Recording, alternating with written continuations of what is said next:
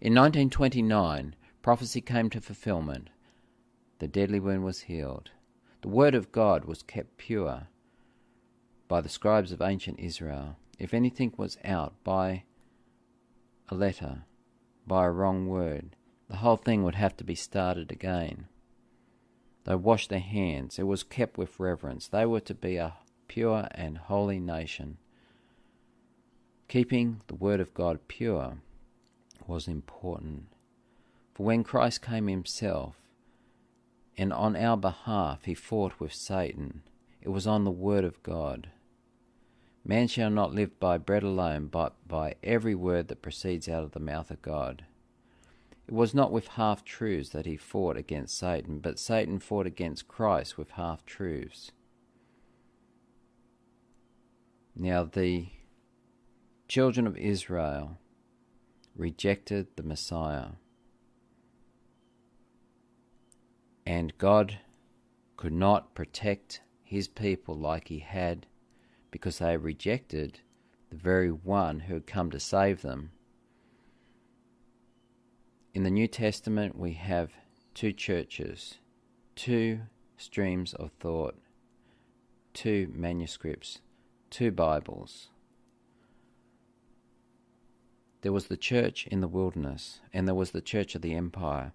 There were the manuscripts and Bibles that were authorized by Constantine, and there was the word of God as kept true by the church of the east, or the church of Syria, as handed down or given by the Waldenses, who would be the church in the wilderness during the Dark Ages. And then as we emerge out of the Dark Ages, we have the beginning of the protests, the Reformation. And they took the scriptures, those scriptures that were from the Waldenses, from the Church of the East. They took those scriptures, and this was the platform for the Reformation. Before Luther put those theses on the door, the Wittenberg church door, we had Erasmus and the scriptures translated and given as the very crux for the Reformation. It says in the preface of the King James Bible, it was for this very purpose, the defence of truth, which would give such a blow unto the man of sin as would not be healed, and was to be given every day at home by religious and learned discourse, and by frequenting the house of God, and given from teachers to the people for the care of the church that would deliver that blow. Ultimately, as was the aim of the translators, of those who cherish the word of God in its purity, that is what would happen. The man of sin would be destroyed.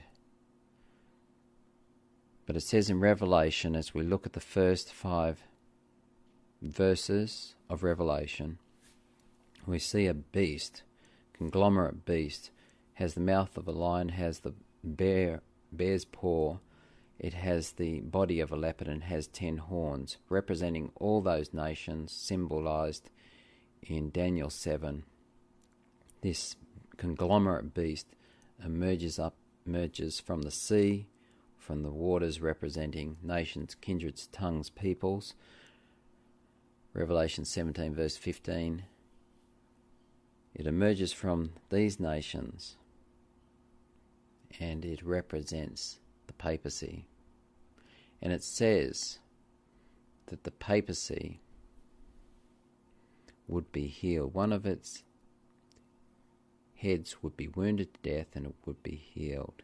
In 1798, according to prophetic time, by legislation, it's always by legislation, that under the authority of Napoleon, the Pope was taken into prison. He would not give up his estate.